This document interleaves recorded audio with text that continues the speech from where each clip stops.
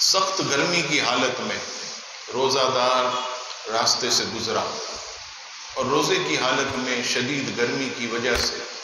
اگر وہ گر کر بے ہوش ہو گیا تو اب سوال یہ پیدا ہوتا ہے کہ اگر روزہ دار بے ہوش ہو گیا تو کیا اس کا روزہ ٹوٹ جائے گا؟ تو یاد رکھیے، روزے کی حالت میں اگر کوئی شخص بے ہوش ہو جائے تو اس کا روزہ جو ہے وہ نہیں ٹوٹے گا۔ ہاں البتہ ہوش میں لانے کے لیے اگر کسی نے کوئی اس کے منہ میں دوا ڈال دی یا اس کے منہ میں پانی ڈال دیا اور وہ پانی اور دوا حلق سے نیچے چلی گئی، اب ایسی صورت میں اس کا روزہ ٹوٹ جائے گا۔ اسی طرح بعض جو ہے ان کو بے ہوشی کی شکایت ہوتی ہے، مرض ہوتا ہے، اللہ تعالیٰ سب کی حفاظت فرمائے، کئی کئی دن تک لوگ بے ہوش ہو جاتے ہیں۔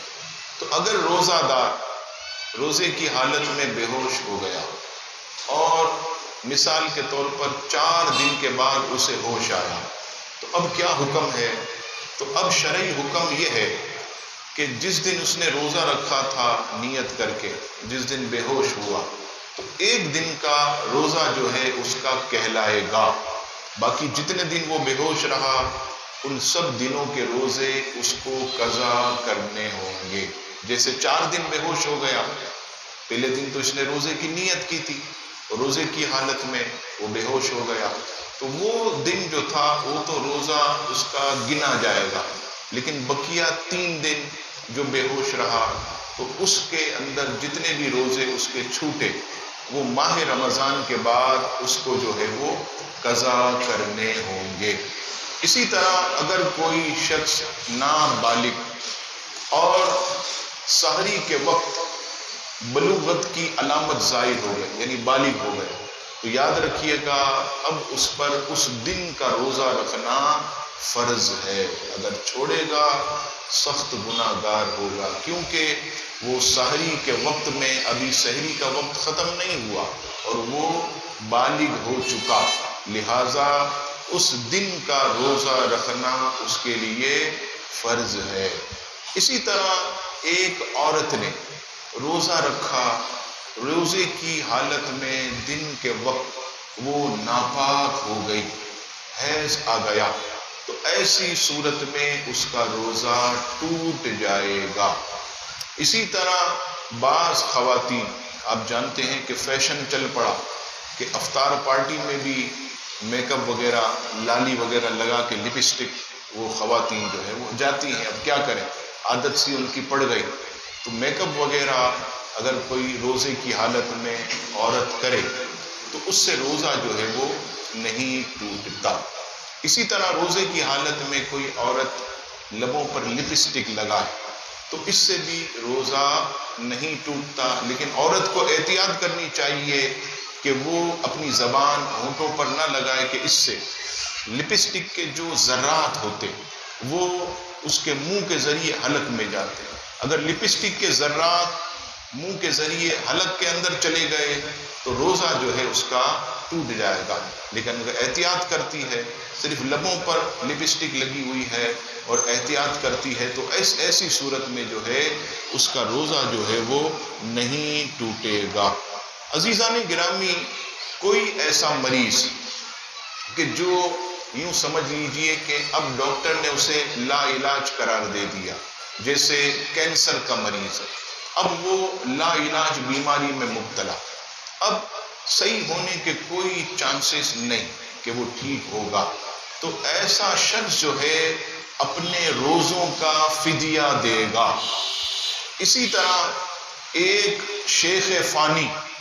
جو بالکل بوڑھا ہوا ہے، مثال کے طور پر 80 سے اوپر یا 90 سے اوپر اس کی عمر چلی گئی، اب ایسے بڑھاپے میں روزہ نہیں رکھ سکتا، روزہ رکھتا ہے تو وہ گر پڑتا ہے اور برداشت نہیں کر پاتا، تو ایسی صورت میں وہ شیخ فانی، ایسا بوڑھا جس کی عمر ڈھل چکی ہو اور آئندہ بھی روزہ رکھنے کی اس میں طاقت، اب 90 سال کے بعد کیا طاقت آئے گی، 95 سال کے بعد اسے کیا طاقت آئے گی کہ وہ روزہ رکھے گا، تو تو ایسا بوڑھا شخص بھی جو ہے وہ روزہ جو ہے وہ چھوڑ دے اور اس کے بدلے فدیہ دے۔ میں نے یہ اس لیے آپ کو عرض کیا کہ لوگ ماہ رمضان میں بیمار ہوتے ہیں، اب بیمار ہوتے ہیں تو ہمیں فون کرتے ہیں کہ ہمارے ابا بیمار، ہماری ماں بیمار ہے اور وہ روزے نہیں رکھ سکتے، تو کیا مولانا صاحب ہم ان کا فدیہ دے دیں؟ تو ہم انہیں سمجھاتے ہیں دیکھیے یہ تو صرف چند دن بیمار، جب یہ صحت یاب ہو جائیں، ٹھنڈا مہینہ آ جائے سردیوں کا، تو ماہ رمضان کے جتنے روزے ان کے چھوٹے ان کی قضا کر لیں۔ تو کہتے ہیں ہاں یہ بات تو صحیح ہے۔ تو یاد رکھیے گا کہ جس کو ٹیمپریری مرض ہو، ماہ رمضان میں شدید بیمار ہوگا بہت زیادہ، یا ماہ رمضان میں شوگر بہت ہائی ہو گئی، گرمی بہت ہے، بلڈ پریشر بڑھ گیا، تو اب ایسا مریض سردی کے موسم میں، کیونکہ یہ تو ٹیمپریری مرض ہے، تو سردی کے موسم میں وہ اپنے روزوں کی قضا کرے گا، فدیہ جو ہے وہ نہیں دے گا۔ فدیہ صرف وہی دے گا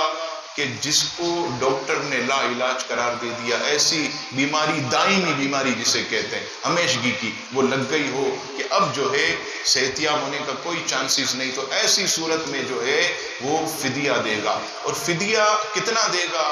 فدیہ جو ہے یہ ایک فطرے کی رقم ہے، فطرے کی رقم 2 کلو آٹے سے اوپر، 2.25 سیر آٹا جسے ہم کہتے ہیں، تو یہ تقریباً اس وقت 170، ورنہ جو آپ آٹا کھاتے ہیں وہ 2.25 سیر آٹے کے حساب سے آپ نے جو ہے وہ فدیہ دینا، یعنی فطرے کی رقم بھی یہی ہے اور فدیے کی رقم بھی یہی ہے۔ تو یہ ایک روزے کا ایک فدیہ،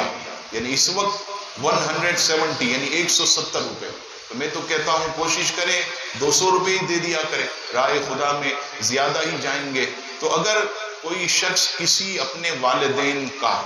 فدیہ دے، بیچارے ایسے بیمار بوڑھے ہو گئے اب روزہ نہیں رکھ سکتے، تو ایک روزے کا ایک فدیہ یعنی 200 روپیز، 200 روپے ایک روزے کے، تو یہ ہو گئے 30 روزے کے 6000 روپے۔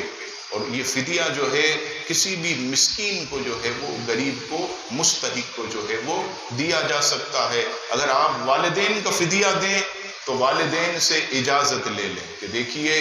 آپ بیمار ہیں اور آپ کی طرف سے میں آپ کے روزوں کا فدیہ دیتا ہوں، والدین کہیں ہاں تمہیں اجازت ہے۔ اب جب ان کی اجازت مل گئی تو اب جو ہے وہ ہم فدیہ والدین کی طرف سے بھی جو ہے وہ دے سکتے ہیں۔